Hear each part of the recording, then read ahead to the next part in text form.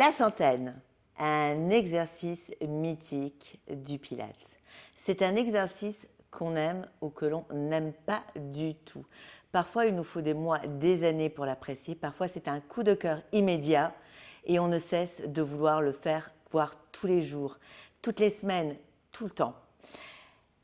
Pour vous dire la vérité, la centaine n'a pas été un de mes exercices préférés, mais j'ai appris à l'apprivoiser au fur et à mesure, j'ai appris à l'aimer, j'ai appris à le faire, j'ai appris à le modifier en fonction de mes envies. Donc aujourd'hui, je vais vous présenter donc cet exercice sur le réformeur et je vais vous montrer aussi toutes les possibilités en fonction de quelques problématiques. Voilà. Donc pour cet exercice, en général, on place 2 ressorts rouges. Donc je vais pouvoir maintenant ici enlever 2 ressorts rouges. Voilà. Ensuite, je vais pouvoir prendre les sangles autour des épaulettes. Donc je vais mettre les sangles dans une seule main. Puis ensuite, je vais bien m'allonger sur le côté pour pouvoir me placer sur le dos.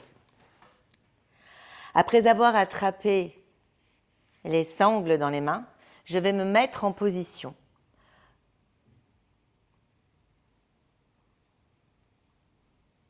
Donc, je vais inspirer par le nez. Expirer, je vais raccourcir mes obliques pour me placer dans une position en imprimé. Je vais inspirer, je vais soulever la première jambe en tablette. Et je vais expirer, je vais soulever la deuxième jambe en tablette. J'ai les jambes ensemble en adduction. Puis je vais inspirer, je vais étirer la nuque. Je vais expirer, je vais fléchir le haut du corps, allonger les bras, allonger les jambes et maintenir cette position sur 100 pulsations. Et je vais inspirer. 2, 3, 4, 5, j'expire. 2, 3, 4, 5 et 2. 2, 3, 4, 5, j'inspire. 3, 4, 5 et 3.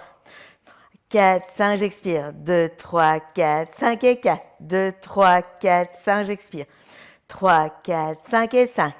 3, 4, 5, j'expire. 2, 3, 4, 5 et 6.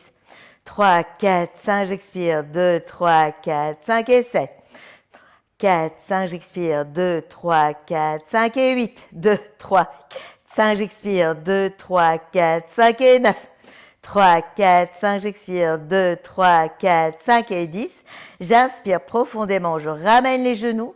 J'expire, je repose la tête et je fléchis les coudes. Donc nous allons voir des régressions et des progressions de cet exercice. Il faut savoir que dans cet exercice, c'est un exercice qui a pour but de travailler l'endurance musculaire des abdominaux.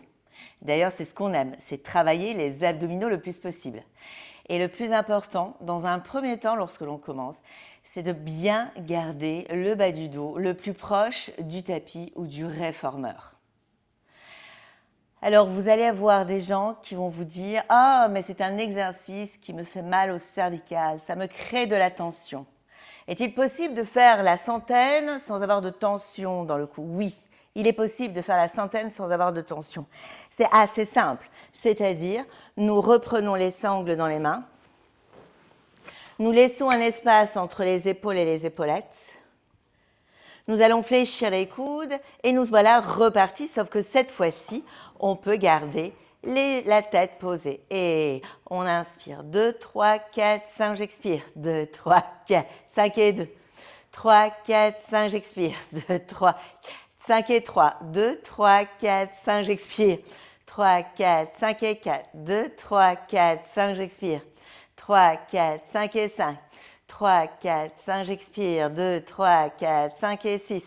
3, 4, 5, j'expire. 2, 3, 5 et 7. 2, 3, 4, 5, j'expire. 2, 4, 5 et 8. 2, 3, 4, 5, j'expire. 3, 4, 5 et 9. 2, 3, 5, j'expire. 2, 3, 4, 5 et 10. On inspire profondément. On fléchit les genoux, on fléchit les coudes et on souffle. Eh bien, écoutez, je peux vous dire que même si ma tête est posée sur le tapis ou sur la tétière du réformeur, garder la position en imprimé est un réel défi tout en maintenant les jambes allongées. Maintenant, vous allez me dire, ah, et si les jambes sont trop lourdes, c'est-à-dire que vous avez du mal à maintenir les jambes allongées, et vous sentez qu'à chaque fois que vous avez les jambes allongées, vous creusez dans le bas du dos. Eh bien, effectivement, nous avons une autre solution possible. C'est-à-dire, vous pouvez tout simplement faire l'exercice, donc toujours en laissant un espace entre les épaules et les épaulettes, avec les jambes en taille. C'est-à-dire, vous allez inspirer pour préparer, expirer, vous allez imprimer, inspirer, vous allez remonter, mettre une jambe en tablette, expirer, mettre l'autre jambe en tablette. Fléchissez les coudes. Et là, vous allez juste tirer sur les bras. Et on inspire, 2, 3, 4, 5, j'expire. 2, 3, 4, 5, j'inspire.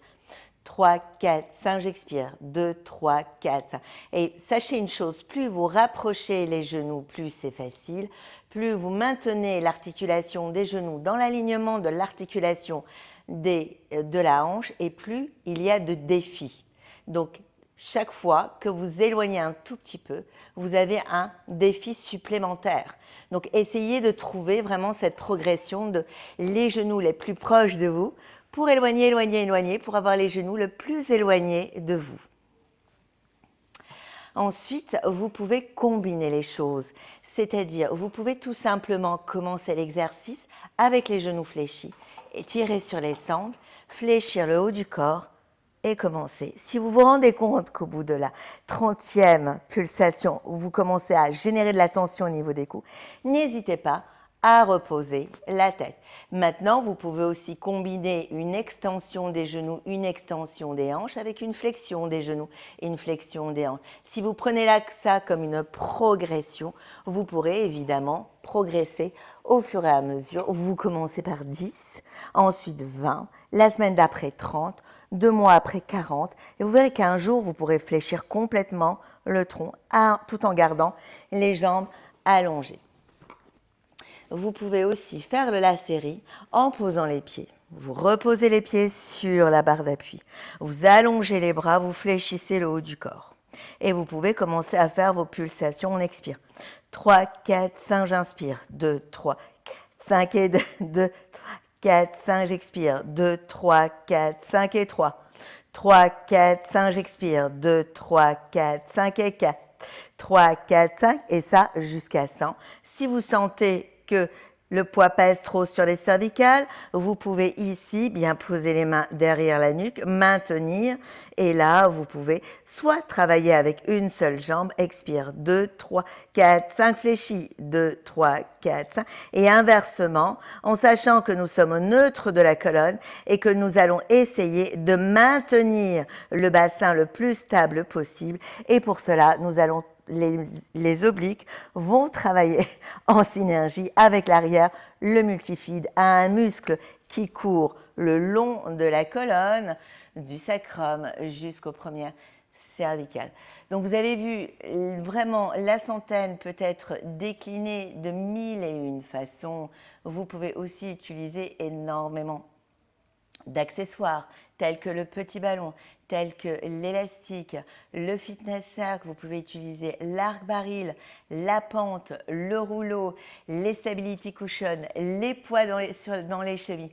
En fait, c'est magique. On ne se lasse jamais au final d'exécuter de façon originale cet exercice qui nous fait envie. Il y a un point plus en profondeur que j'aimerais développer au sujet de l'exercice de la centaine. Donc, je vais me remettre en position.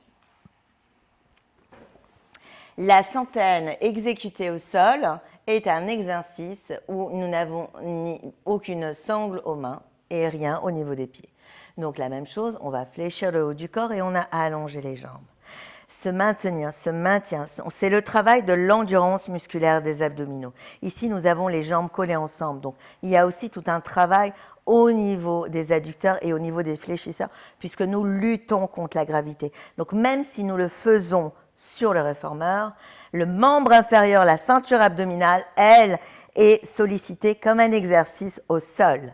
Ce qui va changer de la centaine sur le tapis et de la centaine sur le réformeur, c'est que nous allons avoir des sangles. Les sangles vont nous permettre d'avoir un retour proprioceptif au niveau des omoplates et c'est ce qui va nous permettre de mieux stabiliser et de sentir vraiment les omoplates sur le grille thoracique. On inspire, on fléchit et on souffle, on expire et on repose. Ces petits mouvements de bas en haut sont des mouvements de flexion, d'extension d'épaule. Le fait de monter l'épaule vers le haut est un mouvement de flexion. Le fait d'abaisser l'épaule et de le ramener vers l'arrière est un mouvement d'extension d'épaule. Je vous défie de faire la centaine tous les jours de manière différente. N'hésitez pas à m'envoyer un mail pour me dire ce que vous en pensez.